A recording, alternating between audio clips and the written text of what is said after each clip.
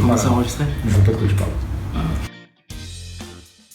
Le conseiller du chef d'entreprise qui récupère de la donnée, qui la traite d'un point de vue comptable et fiscal dans un premier volet pour faire du déclaratif et qui utilise cette même donnée pour être le bras droit du dirigeant, lui donner un peu de recul dans la vie de ses affaires. 6 indicateurs, 3 financiers, 3 non financiers, qui lui permettent de voir tous les mois, de savoir si la direction qu'il prend est la bonne ou pas.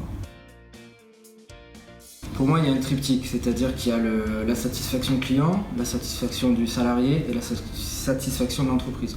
Si on arrive à trouver un équilibre sur ces 3 piliers, on arrive à conserver une stabilité. Donc si on a une stabilité du personnel, généralement on arrive à maintenir un niveau de qualité pour le client. Si le client a un niveau de qualité qui est bon, la rentabilité de l'entreprise elle est bonne. C'est dans le détail qu'on réussit. C'est un vrai tsunami qu'on a vécu, c'était assez violent et sur la durée. C'est-à-dire que même post-confinement, les tensions sont restées sur les attentes des dirigeants et notre accompagnement.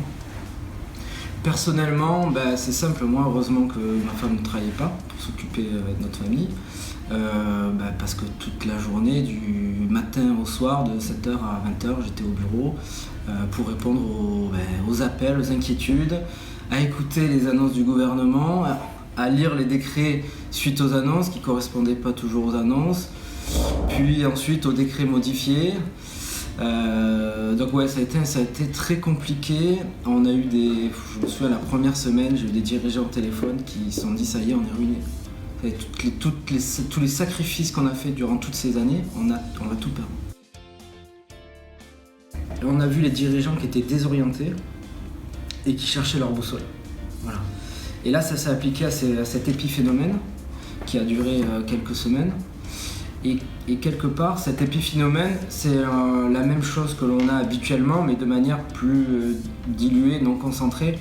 Donc peut-être qu'ils le ressentent moins. C'est la fameuse phrase qu'on entend, mais oui, moi je veux un expert comptable avec du conseil. Et c'est ce que je leur dis souvent aux prospects, c'est que je leur dis peut-être que vous en avez, mais vous en rendez pas compte. Parce qu'on a l'habitude, les experts comptables, souvent de faire du tac au tac, du conseil non facturé. Et donc ça, c'est aussi une chose qu'il faut mettre en lumière, c'est que très souvent, soit mes confrères ou moi-même, on est là, on est présent, on rend des services, mais on ne les facture pas. Le confinement, il a quelque part confirmé la méthodologie qu'on a d'accompagnement avec nos clients, dans la mesure où on essaye où on a un dialogue qui est permanent, pour ceux qui répondent, quasiment la totalité. Et donc ça nous permet d'être un peu à l'écoute du dirigeant et de savoir ce qu'il attend et ce qu'il a besoin.